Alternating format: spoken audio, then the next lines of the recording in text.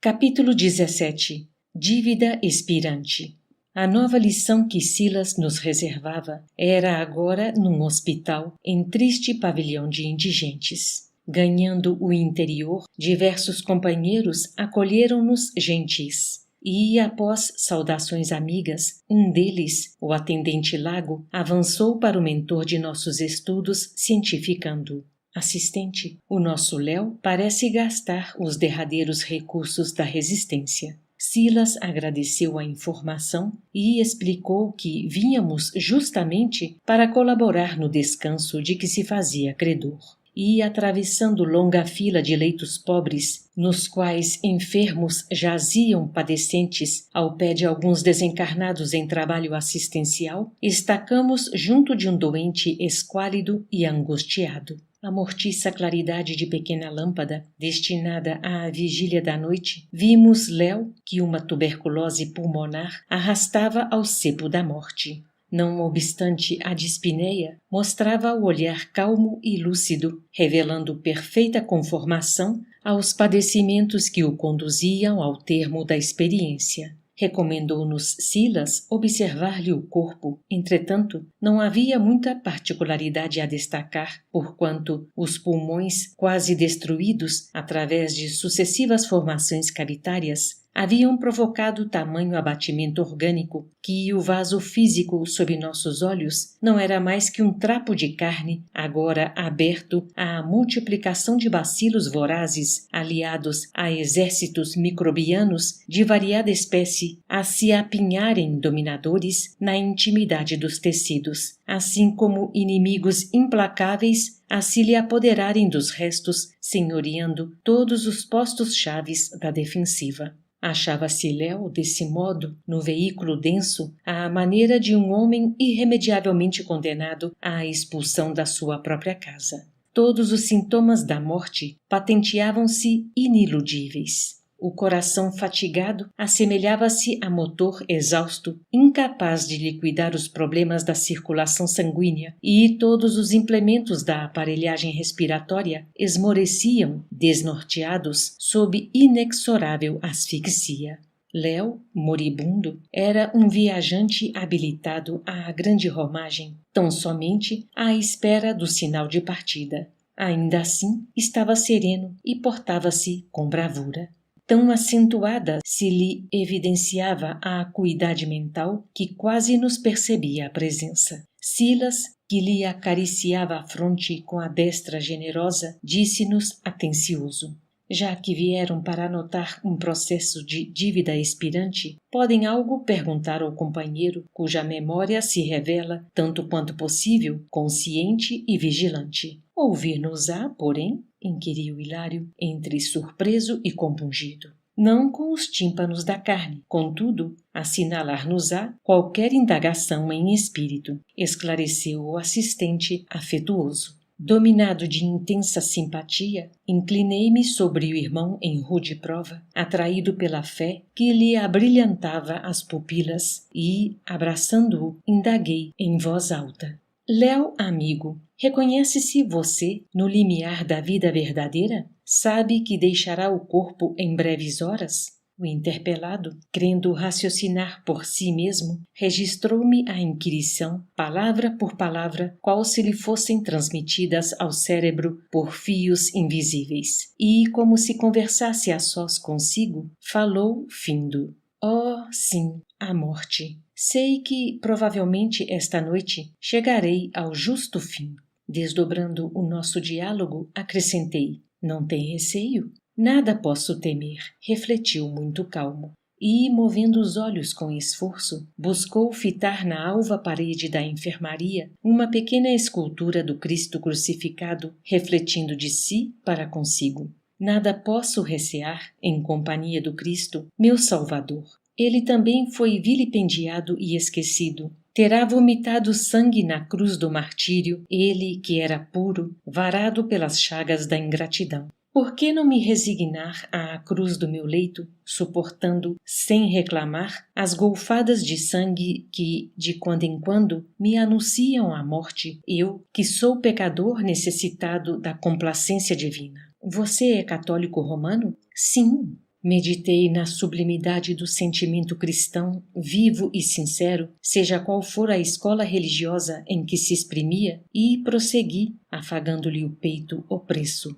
Nesta hora de tanta significação para o seu caminho, sinto a ausência de seus familiares humanos. Ah, meus familiares, meus afetos, respondeu falando mentalmente. Meus pais teriam sido no mundo os meus únicos amigos. No entanto, demandaram o túmulo quando eu era simplesmente um jovem enfermo. Separado de minha mãe, vi-me entregue aos desajustes orgânicos. Logo após, meu irmão Henrique não hesitou em declarar-me incapaz. Por direito à herança, cabiam-lhe grandes bens. Contudo, prevalecendo-se do meu infortúnio, o Mano obteve a justiça, com meu próprio assentimento, a documentação com que se fazia meu tutor. Bastou, porém, a consecução dessa medida para que se transformasse para mim num verdugo cruel. Apossou-se-me de todos os recursos, internou-me num hospício em que amarguei longos anos de isolamento.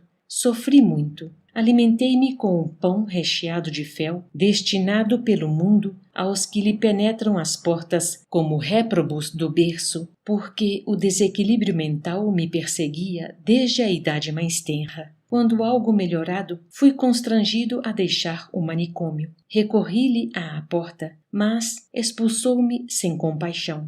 Fiquei apavorado, vencido. Oh, meu Deus! Como escarnecer assim de um irmão doente e infeliz? Debalde, impetrei socorro à justiça. Legalmente, Henrique era o único senhor dos haveres de nossa casa. Envergonhado, busquei outros climas. Tentei o trabalho digno, mas apenas obtive em meu favor a profissão de vigia noturno, passando a rondar vasto edifício comercial amparado por um homem caridoso, condoído de minha fome. O frio da noite, porém, encontrava-me ao desabrigo e, a breve tempo, adquiri uma febre insidiosa que passou a devorar-me devagarinho.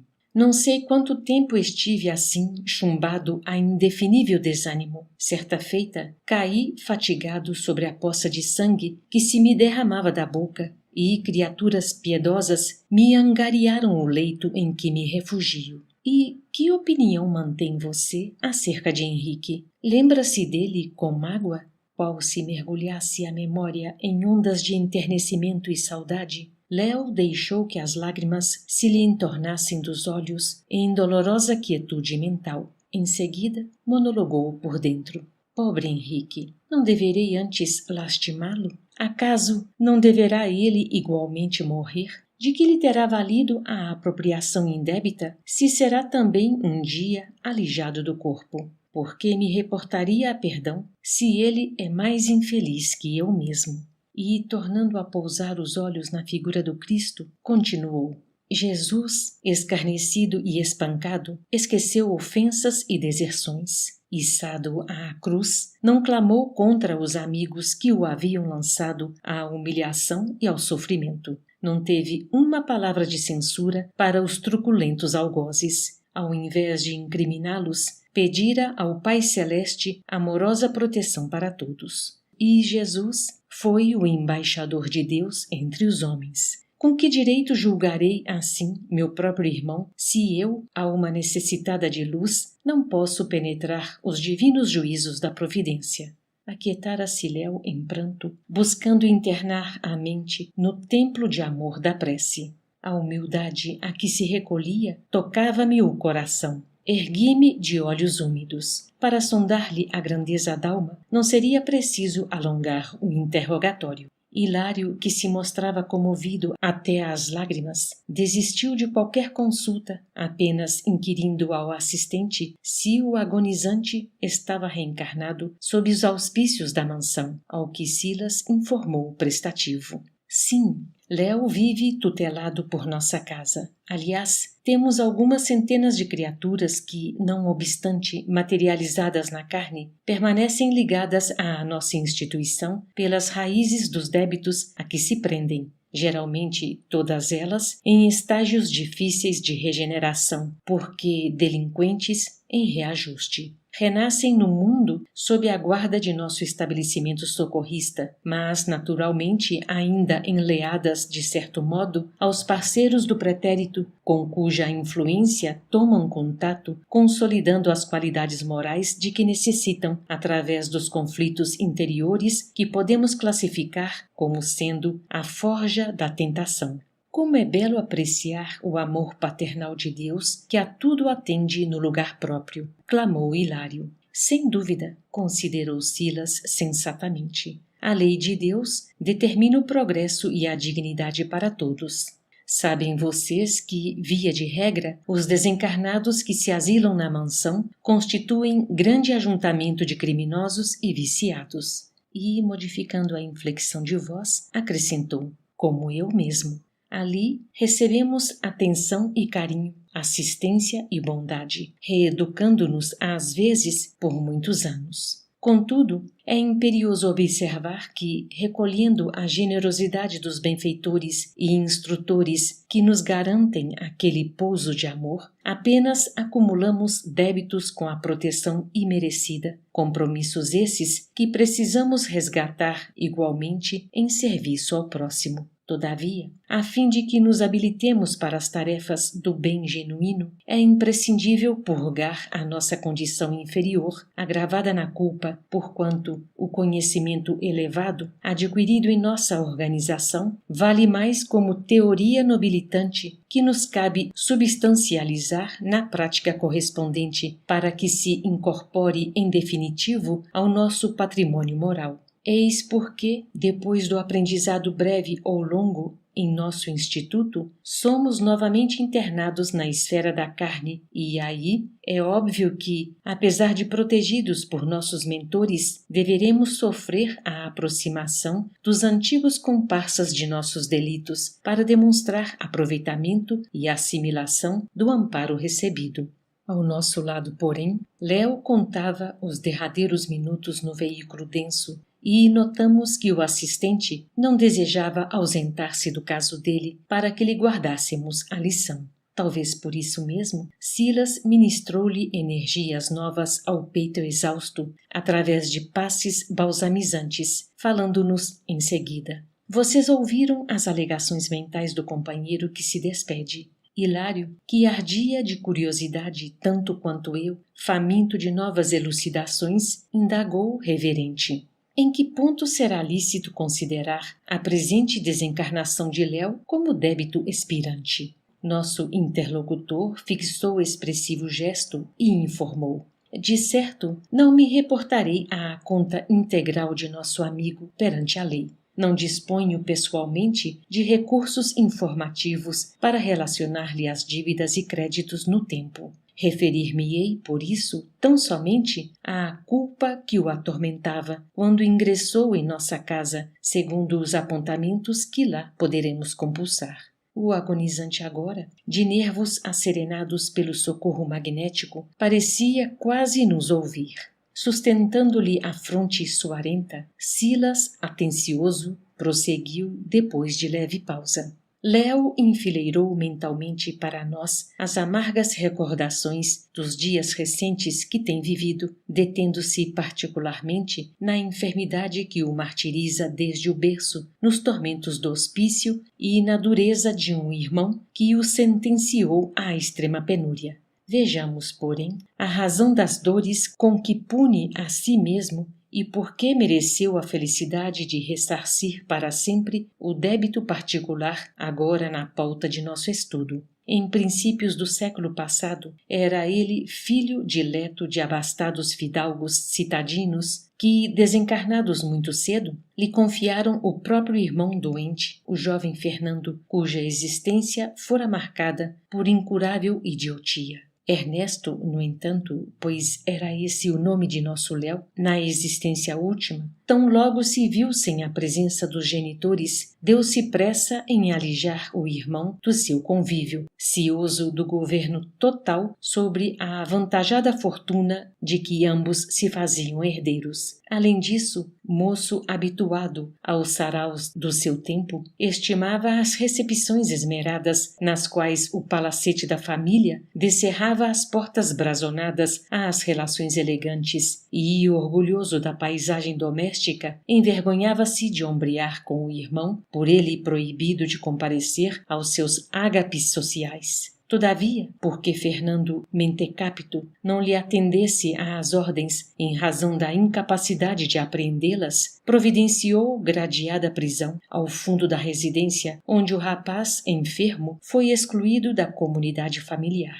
Encarcerado e sozinho, desfrutando apenas a intimidade de alguns escravos, Fernando passou a viver engaiolado, qual se fora infeliz animal. Enquanto isso, Ernesto, casado, dava largas aos caprichos da mulher em extensas viagens de recreio, nas quais desperdiçava seus bens em jogatinas e extravagâncias. Depois de algum tempo, esgotado nas finanças de que podia dispor, apenas conseguiria reequilibrar-se com a morte do irmão irresponsável. No entanto, o jovem mentalmente enfermo dava mostras de grande fortaleza física, não obstante certa bronquite crônica que muito o incomodava. Observando-lhe o desequilíbrio respiratório, Ernesto planejou levá-lo à moléstia mais grave, na esperança de remetê-lo com rapidez ao sepulcro, recomendando aos servos que o libertassem todas as noites num grande pátio em que Fernando repousasse ao relento.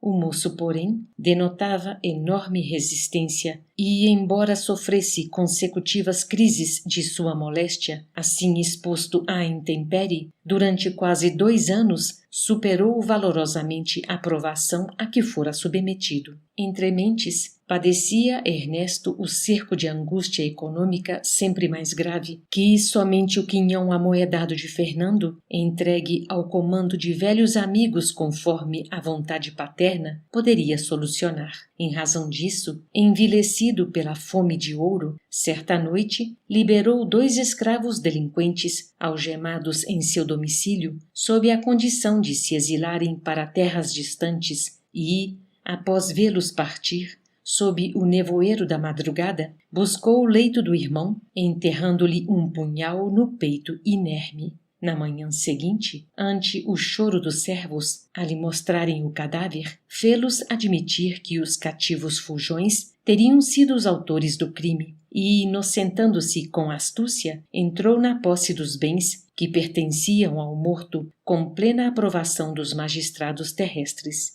Foi assim que, apesar de regalada existência na carne, ao aportar no além-túmulo, atravessou extensa faixa de expiações. Fernando, o irmão desditoso, com absoluta magnanimidade, esqueceu-lhe as ofensas. No entanto, vergastado pelos remorsos, Ernesto entrou em comunhão com impassíveis agentes da sombra que o fizeram presa de inomináveis torturas, por se recusar a segui-los nas práticas infernais. Conservando no imo d'alma a lembrança da vítima, através da percursão mental do arrependimento sobre os centros perispiríticos, enlouqueceu de dor, vagueando por vários lustros em tenebrosas paisagens, até que, recolhido à nossa instituição, foi convenientemente tratado para o reajuste preciso. Não obstante recuperado, porém, as reminiscências do crime absorviam-lhe o espírito de tal sorte que, para o retorno à marcha evolutiva normal, implorou o regresso à carne a fim de experimentar a mesma vergonha, a mesma penúria e as mesmas provas por ele infligidas ao irmão indefeso, pacificando desse modo a consciência intranquila.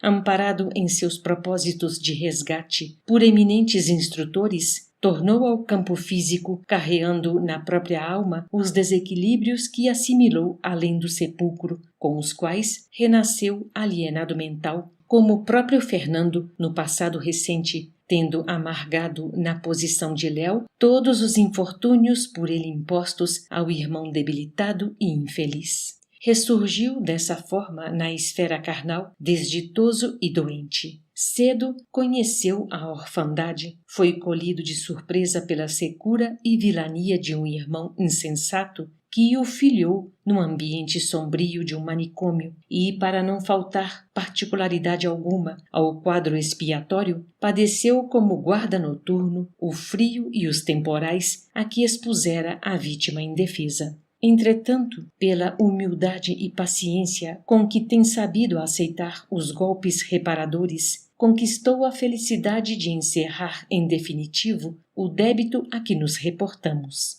Porque emudecesse o orientador, preocupado em atender ao agonizante, então banhado pelo suor característico da morte, Hilário indagou: assistente, como entender que o nosso companheiro está liquidando a dívida a que se refere? Pois não vem? Observou Silas, admirado. E, indicando a grande hemopítise que começava, ajuntou: qual Fernando, que desencarnou com o tórax perfurado por lâmina assassina, Léo igualmente se despede do corpo com os pulmões em frangalhos. Contudo, pelo procedimento correto que adotou perante a lei, atravessa o mesmo suplício, mas no leito, sem escândalos destrutivos, embora esteja vertendo o próprio sangue pela boca, tal qual sucedeu ao humano espezinhado e vencido. Cumpre-se o aresto da justiça apenas com a diferença de que, em vez do gládio de ferro, temos aqui batalhões de bacilos assassinos. Talvez porque nos visse o assombro ante a lição, ocupado embora na assistência ao moribundo, rematou com grave tom de voz: quando a nossa dor não gera novas dores e nossa aflição não cria aflições naqueles que nos rodeiam, nossa dívida está em processo de encerramento. Muitas vezes, o leito de angústia entre os homens é o altar bendito em que conseguimos extinguir compromissos ominosos, pagando nossas contas sem que o nosso resgate a ninguém mais prejudique. Quando o enfermo sabe acatar os celestes desígnios, entre a conformação e a humildade, traz consigo o sinal da dívida expirante. Silas, contudo, não pôde continuar. Léo, em oração, debatia-se nos estertores da morte. O assistente enlaçou-o com carinhoso enternecimento e exorou o amparo divino, como se o doente desventurado lhe fosse um filho do coração. Envolvido nas irradiações suaves da prece, Léo adormeceu diante de nossas lágrimas. Por que perguntássemos quanto ao motivo pelo qual não o arrebataríamos de imediato ao vaso cadavérico para transportá-lo conosco à mansão, o assistente informou-nos conciso: não dispomos de autoridade para desligá-lo do corpo. Semelhante responsabilidade não nos compete. E, comunicando aos vigilantes que missionários da libertação viriam em breves horas em socorro do companheiro que descansava, meditativo e emocionado, nos propôs regressar à mansão.